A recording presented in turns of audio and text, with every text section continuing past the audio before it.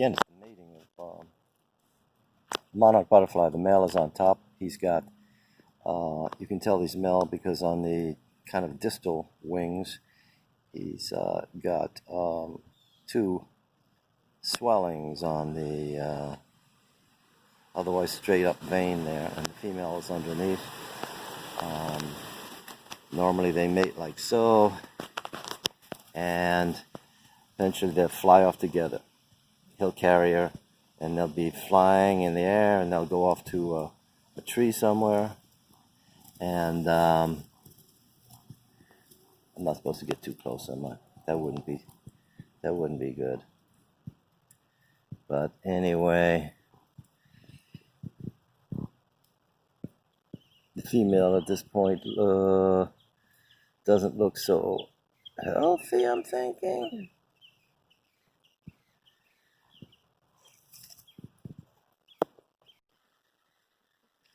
I wish I had a macro or a micro here to get more detail, but now that's what we've got. Male-female mating. Ah, that boy is hyper excited there. Yes, let's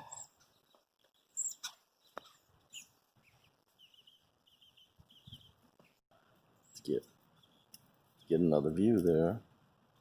She moves occasionally. I can see a little bit of movement.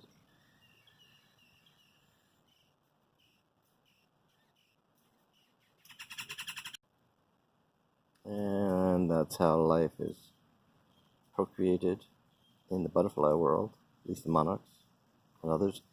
So you can see the female on the very bottom there moving her antennas in her legs, and eventually they'll fly off. She'll lay maybe hundreds of eggs. Some of them will survive. One more view for close-up of male and female monarch butterflies mating.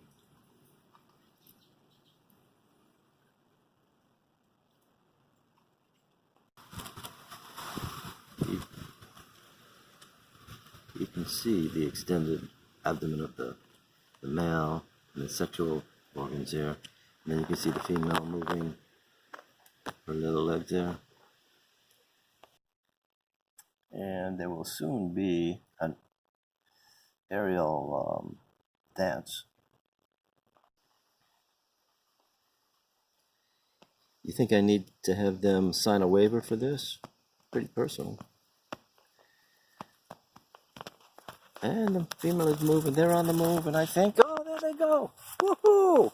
I did get it. They're in the air. And they're separate, but they're going to get back together again soon. Hello. You two know each other? Biblically? Or otherwise? There they are. Hello. Hello. They're all over the place. Doing what butterflies do. She looks pretty happy. This is the butterfly bush that they get their nectar from. And when she's ready to lay eggs, she'll be laying eggs on these plants right here. It's the one and only. They will do the milkweed. And, oh, she's coming around. There are some eggs already there. There's one egg. There's a caterpillar emerged from one of those eggs. This one is this pretty eaten up plant. It gets expensive in this business, this hobby. But the eggs mature into caterpillars. Caterpillars eventually will turn into a J form and form a chrysalid. I'll show you. Newly born, freshly born little. This one is another male. We've had about 7 females and only 2 males born here. But I don't have any in J shape right now, but there's a butterfly out there, but here's a chrysalid, the one the butterflies formed, and here's another chrysalid, and we're inside now, and there's a female out there looking for the plants. Meanwhile, I'm hoping that this guy is healthy. I have some reservations because his his wings aren't as fluttering like they should, and within the first few minutes after birth, after they emerge from the chrysalid, they should, and he just emerged from this one, they should start looking a little healthier. I'm concerned about this one. So we've got here a newly emerged butterfly and a caterpillar that's just about ready to crawl up the screen and form one of those chrysalids. We shall see. Here we have a couple of chrysalids that are in the later phase. From green they turn into this black-brown color, and then from that emerges the butterfly. If they don't make it pretty quickly and really get those wings spread, then they don't have a lot of chance. But let's give this little male a chance here. Oh, he just fell. So, but he landed on another branch, which is good. So let's hold out hope for him. Here's that female with a whole bunch of eggs on board, looking for a place to lay those eggs.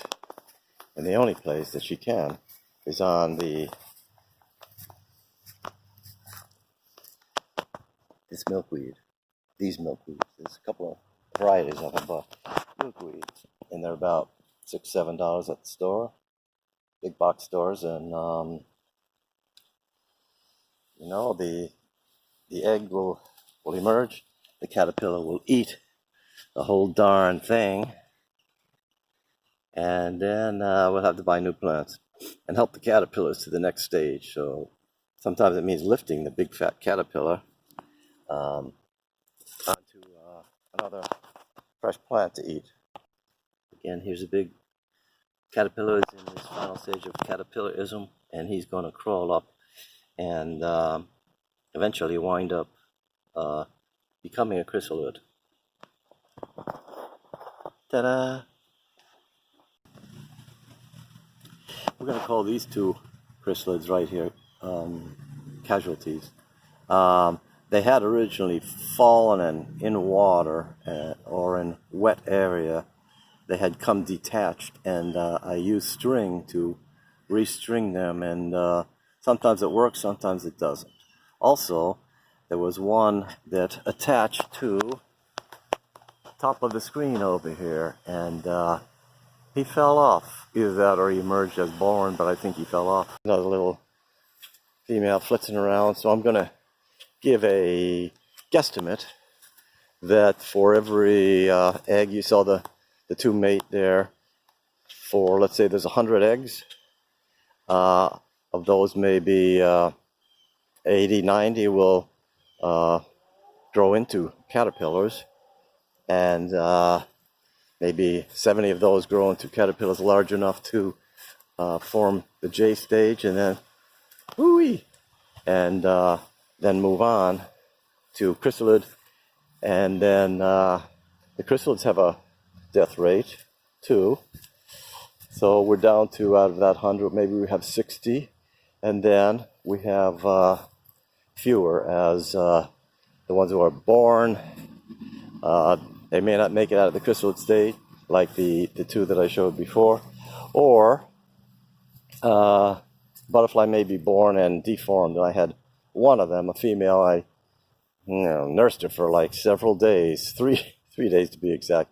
She had willpower, but she couldn't use her wings, and so the wings became a burden for her and dragged her down instead of being her freedom.